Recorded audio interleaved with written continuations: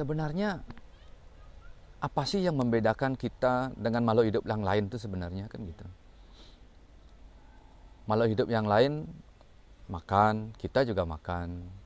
Makhluk hidup lain tidur, kita juga tidur.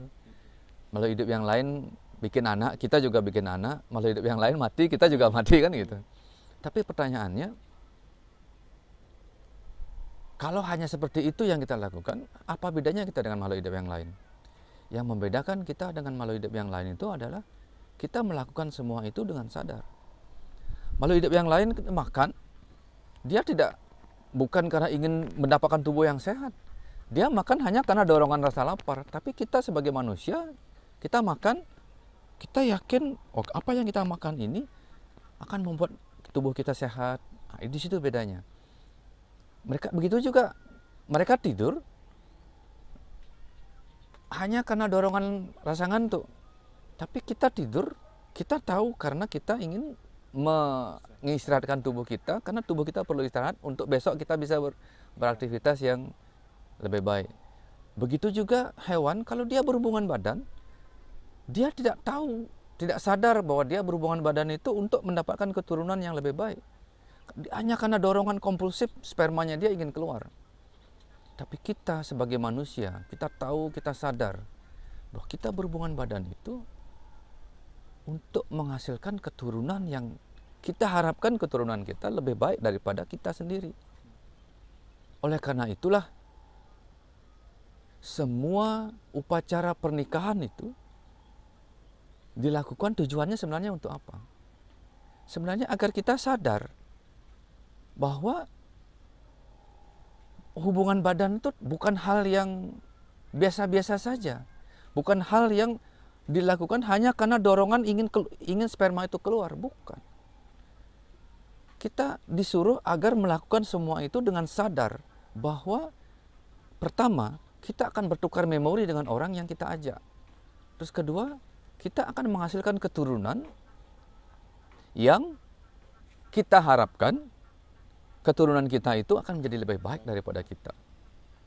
Nah, kalau begitu, ada nggak contohnya perkawinan di luar pernikahan itu kualitas keturunannya itu akan menjadi lebih tidak baik lah. Mari kita lihat contoh dalam Mahabharata. Karna itu adalah anak yang dilahirkan dari hubungan gelapnya Kunti dengan Dewa Surya, ya kan? Jadi ketika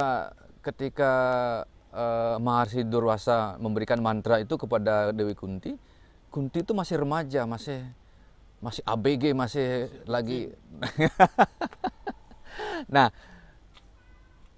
karena dorongan kompulsif yang dia tidak tahan, karena dia begitu ngefansnya sama Dewa Surya, dia ucapkan mantra itu walaupun Durwasa sudah melarang dia sebelum kamu menikah jangan ucapkan mantra ini. Tapi Dewi Kunti mungkin karena rasa ingin tahunya, dorongan kompulsif atau apa, dia ucapkan mantra itu. Akhirnya apa? Dia melakukan hubungan badan dengan Dewa Surya di luar pernikahan, terus kemudian dia hamil, lahirlah Karna. Karna anak Dewa Surya. Ketika lahir dia bercahaya, anak dewa. Tapi karena lahir dengan kelemahan yang sangat fatal, dia mewarisi dorongan kompulsif yang sangat luar biasa dari ibunya. Waktu kecil dorongan kompulsif itu belum terasa, belum terlihat. Mulai terlihat dorongan kompulsif itu begitu dia remaja. Dia begitu ingin belajar memanah.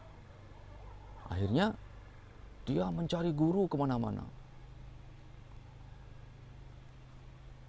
Akhirnya dia melakukan apapun untuk mendapatkan guru. Ketika dia bertemu dengan Drona menolak dia untuk jadi murid. Kenapa? Karena Drona sudah berjanji tidak akan mengajar di luar Pandawa dan Kurawa. Nah, disitulah obsesif kompulsifnya si Karna itu muncul. Dia dendam bahwa dia akan mengalahkan murid terhebat dari Drona. Sejak saat itu, dorongan kompulsif dia untuk mengalahkan Arjuna itu begitu kuat. Itu yang mengendalikan hidup dia. dorongan kompulsif yang dia dapatkan dari genetik dari ibunya itu yang membuat dia begitu semangat, begitu menggebu-gebu, tidak bisa dia kendalikan. Dia akan melakukan apapun untuk memenuhi hasrat dorongan kompulsifnya itu. Sampai dia membohongi para Surama bahwa dia seorang Brahmana, sampai dia berpihak kepada Kurawa, sampai dia menghina Drupadi. Sebenarnya yang dia ingin hina itu adalah Arjuna, tapi pada saat itu Drupadi, yang ada Drupadi dia hina.